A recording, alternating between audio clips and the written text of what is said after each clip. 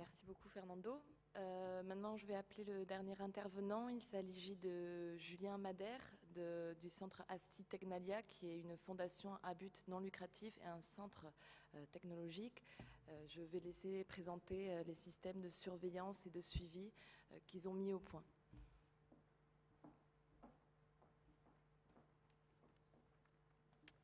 Bon après-midi, merci. Donc, effectivement, je viens d'Asti Technalia, donc qui est un voisin du Pays Basque français, puisque nous sommes installés à Saint-Sébastien, donc en Espagne. Je vais vous parler d'océanographie opérationnelle.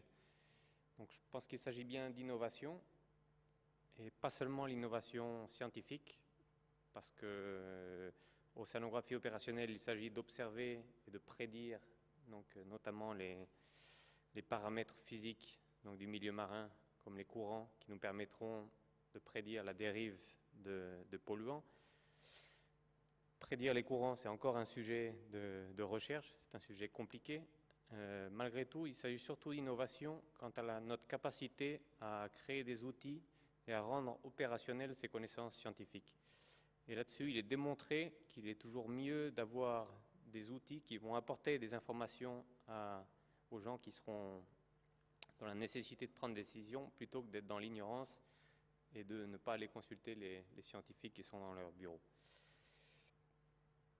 Donc, je vais dérouler ma présentation. Je vais partir de quelques moments clés depuis la crise du prestige, donc sur cette ligne de travail que nous réalisons à l'ASTI. Je vais un peu dérouler la présentation. Donc, en partant de nos activités dans le cas du prestige, où on était un petit peu isolés, on a fait appel à nous, un peu comme tous les acteurs scientifiques en Espagne notamment, dans l'urgence, et petit à petit aller vers ce que sont les futurs défis à l'avenir. Et vous verrez qu'on a toujours travaillé dans un esprit de plus en plus coordonner les efforts, coordonner les activités au niveau espagnol, au niveau transfrontalier, également au niveau international, du moins sur la façade atlantique. Donc, lors de la crise du prestige, donc, depuis le Pays Basque, nous sommes rapidement intéressés à la crise pour être solidaires avec nos collègues de Galice, d'Asturie, etc. Et rapidement, nous nous sommes rendus compte que c'est un problème qui allait nous toucher de près. Mais malgré ça, nous avons eu plus de temps pour consulter les gens compétents, comme le CEDRE, par exemple, qui, à l'époque, emmagasinait déjà pas mal d'expérience sur ces sujets-là, et qui ont été tout de suite disponibles pour aller visiter, pour aller directement en Galice, mais aussi dans tous les centres du nord de l'Espagne, et notamment à Asti, pour apprendre, enfin nous enseigner pas mal de choses. Et également, rapidement, il a fallu participer au niveau d'un comité de crise au Pays Basque, donc, où étaient impliqués tout un tas de départements de cette administration régionale, donc, pour mettre en œuvre toutes les actions qui seront mises en œuvre pour lutter contre la pollution, tant en mer que sur la côte du Pays Basque, dans les mois qui ont suivi la catastrophe. Donc, un exemple de simulation numérique qui, à l'époque, n'était pas un outil opérationnel, donc les outils numériques existaient. Donc c'est un premier exemple de simulation des premières nappes qui sont rentrées dans le golfe de Gascogne et donc dont on prédisait l'arrivée sur la côte nord jusqu'à l'est de la côte cantabrique. Nous avons monté un système opérationnel de crise, c'est-à-dire en récupérant les éléments, les prédictions météorologiques disponibles, la collaboration dans l'échange des données, notamment des bouées dérivantes, donc grâce à des intervenants comme le CEDRE ou comme SACEMAR, qui a aussi collaboré à cette distribution d'informations.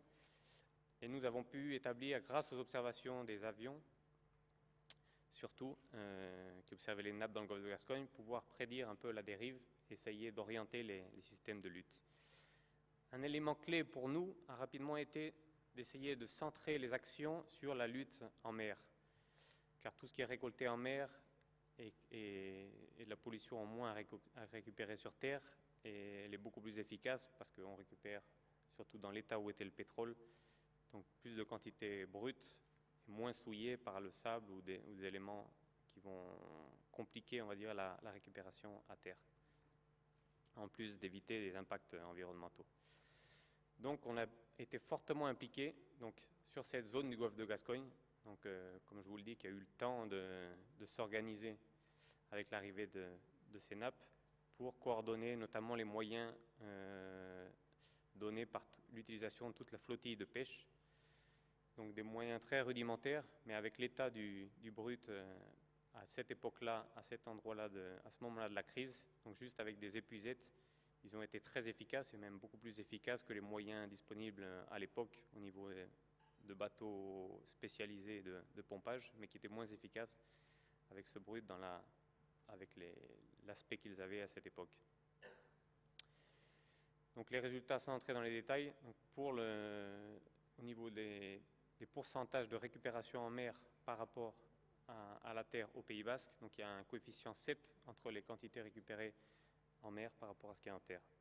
Donc de bons résultats pour ce qui est de la lutte en mer, ce qui ne peut pas être généralisé dans tous les cas, comme je le disais bien.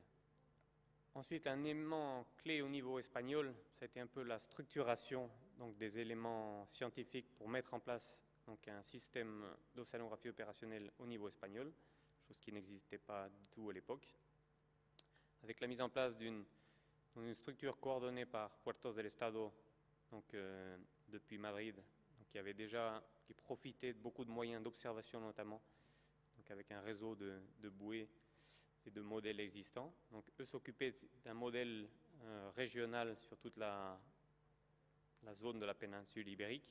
Et ensuite, différents acteurs scientifiques côtiers, donc nichaient leur modèle à ce système global et donnaient des prévisions, donc tant au niveau régional qu'au niveau côtier, à l'administration, donc SACEMAR, en charge de la lutte contre la pollution en mer.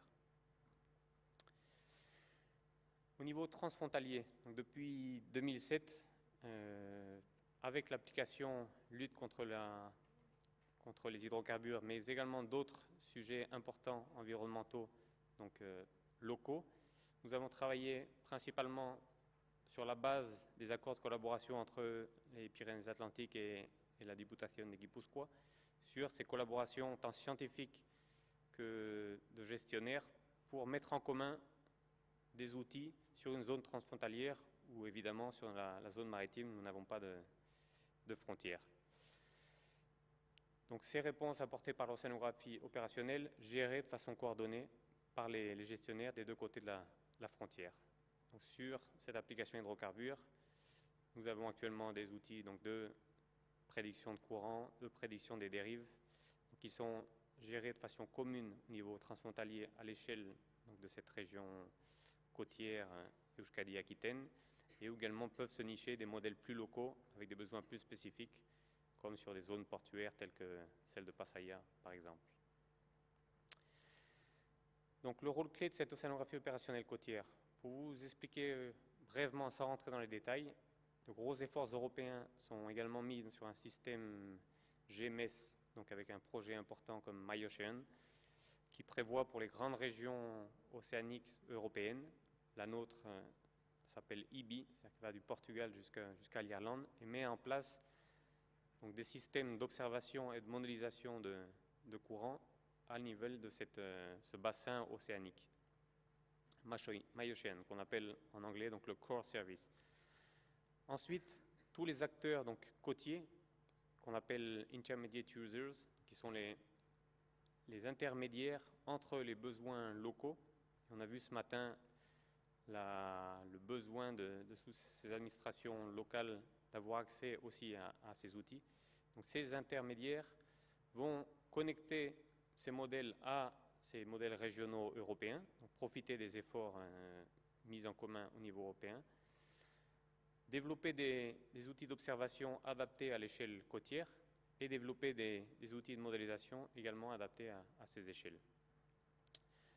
Comme institut scientifique, ces outils numériques donc, ont besoin d'être validés également.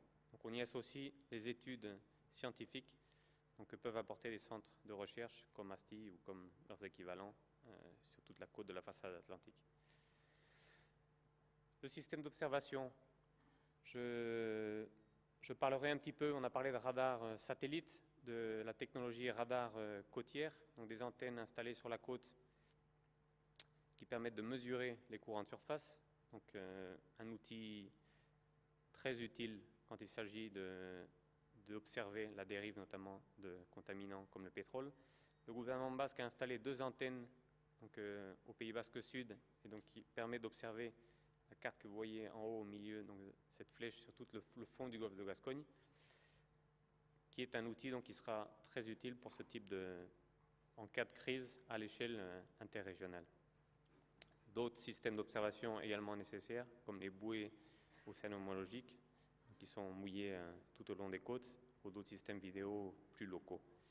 C'est important car c'est des systèmes qui coûtent pas mal d'argent à être maintenus et qui ne peuvent pas être installés le jour même d'une crise. Même si on a vu dans les 20 projets norvégiens retenus, un concernait la possibilité d'avoir une antenne radar mobile, donc qui peuvent être déplacés sur un site de crise et pouvoir monter un système assez rapidement pour avoir ces observations de courant côtier mobiles. La validation des outils, comme je disais, beaucoup d'efforts doivent encore être faits pour augmenter la fiabilité donc des modèles de prédiction de courant. Et on ne peut pas améliorer ces outils sans rentrer dans le fond des processus physiques, donc d'océanographie physique, qu'on essaye de prédire à travers de ces modèles. Donc c'est à travers ces études scientifiques que nous validerons ces modèles et que nous améliorerons les capacités de prédiction.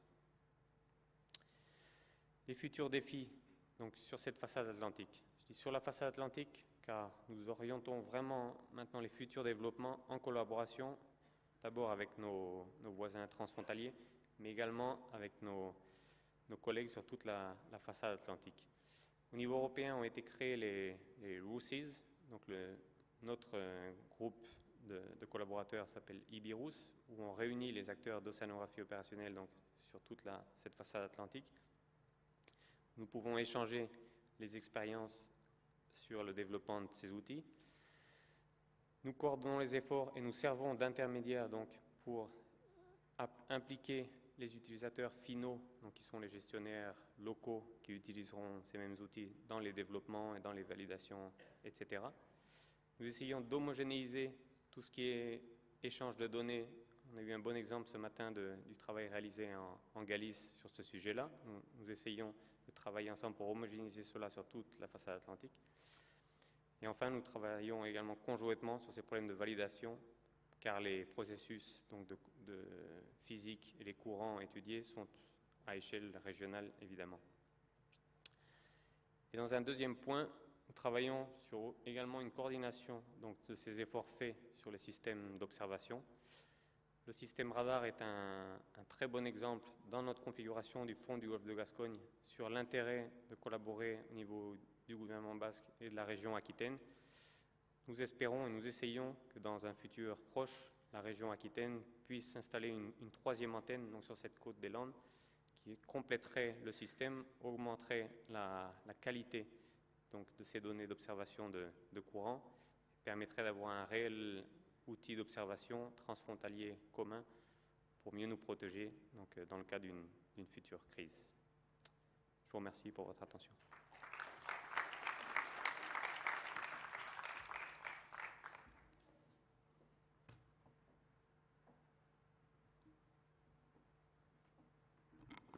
Je vous remercie. Je vais laisser le public réfléchir.